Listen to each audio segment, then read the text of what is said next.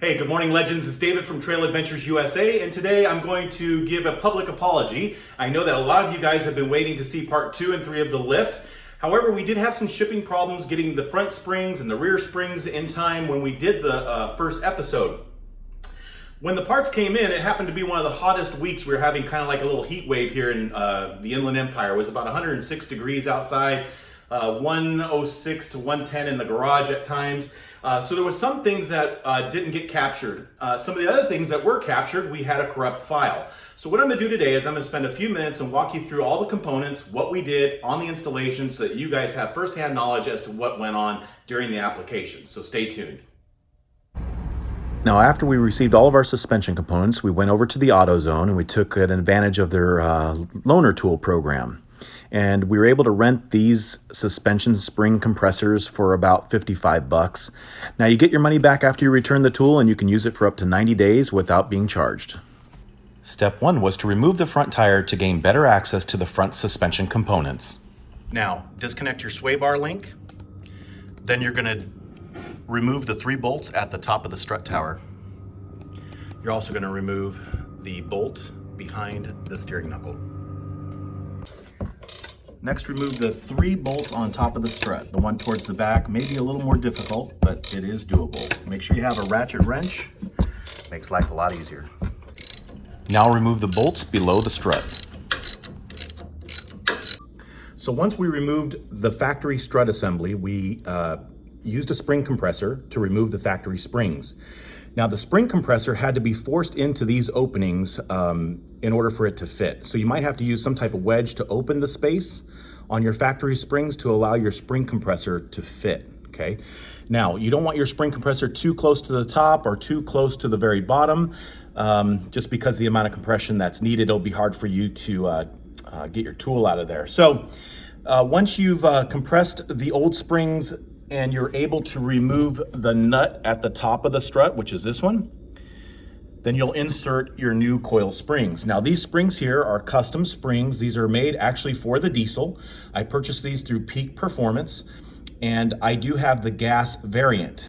Now, using the diesel springs also gives me a little more height. It also gives me a little more load carrying capacity, if you want to call it that. We do have a steel bumper on the front and a winch. So all those things were taken into consideration. So once your new spring is on and the bolt is installed at the top, you're going to reinsert your strut back into the suspension opening. Then you're going to reattach your sway bar. And then you'll see here at the front, we installed a tie rod stiffener. We purchased this one on Amazon. We believe that it's going to add a lot of extra strength to the front tie rods. And that's just basically to help keep it from bending. Underneath the truck, at the differential, the front differential, so right there, that's the differential drop spacer. This is also provided by Peak Performance. And what it does, it helps to align the half shafts and the CVs a little bit closer to what they were stock. It's not going to be perfect because you are lifting your truck. But this does help. The nice thing about this spacer, the way it was designed, was to fit into the clearance between your skid plate and your differential. If it was any bigger, you'd probably be touching. So this came down just enough where it doesn't contact the skid plate and helps to put some things back in alignment. Overall, worked out pretty good. Now, we did have to use a ratchet strap on the differential to pull it towards the rear of the truck slightly to help to align those bolts to fit in properly. So just know that you might need a ratchet strap on hand to do that. We did install an Adda leaf.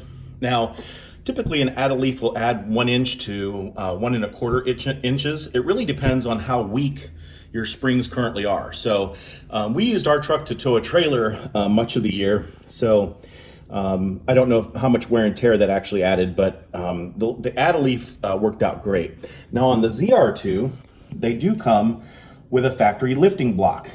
This lifting block also helps to align the pinion angle. So this Adda leaf can be installed with your factory U-bolts.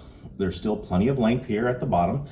And so we did that at the rear to help keep it in line with the front of the truck. So the Adda leaf really helped out with the overall finished look of the truck. Now we're still running the factory DSSV shocks, and everything seems to be functioning flawlessly. So we're pretty excited about it. And that will cover the rear spring area. So here's a view of the bump stop. So that's the factory bump stop. Now we are going to remove those factory bump stops, and we're going to use locked hydraulic bump stops in the front and in the rear. That's going to be on a future episode. Those items are currently on order. So there you go. We're going to replace that as well. Now you could use a longer factory bump stop if you'd like. We prefer the hydraulic for the type of off-roading that we do. Okay, legends, so talking about off-roading, this past weekend we had a chance to go out with the guys from Trail Chasers podcast. Great group of guys, Cody and Matt. Quite a few other people went with us, and it was a great time. I think there's even a video up of it, and so we had a good time. The great thing about it is it gave us a chance to run the suspension through its full limits of travel. If any of you guys have ever been out to /X Cafe, you know that there's some pretty deep whoops. Guys on the off-road motorcycles, dirt bikes, they love it. But in the truck, we wanted to use it to really get this thing fully compressed back and forth to see where our future challenges would be with suspension travel. So at the rear, we did have a little bit of rubbing at the very back of the fender well. So we believe that our bump stops are going to help cure that. Once we set the limit to how far our suspension can travel, we're going to solve some of those issues. At the front, we had a tiny bit of rubbing as well, but nothing that we're going to worry about adjusting. It just rubs a little bit on one of the nuts at the rear of the fender well. So I'm not going to worry about that. Overall, though, I'm super happy with this road manners. The way the vehicle responds on the road is great. The way it responds off-road is even better. So if you guys are thinking about doing a lift and you're not wanting to maybe cut up your cross member at the front of the truck, this setup worked as a great solution and saved me a ton of money. Plus, we did all the work ourselves, my son and I. Once again, we have a Adda leaf at the back, diesel spring at the front. We did the leveling kit and an 1.25 inch body lift. And overall, I'm pretty ecstatic at the way the truck looks. It gets a ton of compliments. So if you're looking for a lift, give this one a try. This is David from Trail Adventures USA, and reminding you to explore and conserve. Have a great one, guys.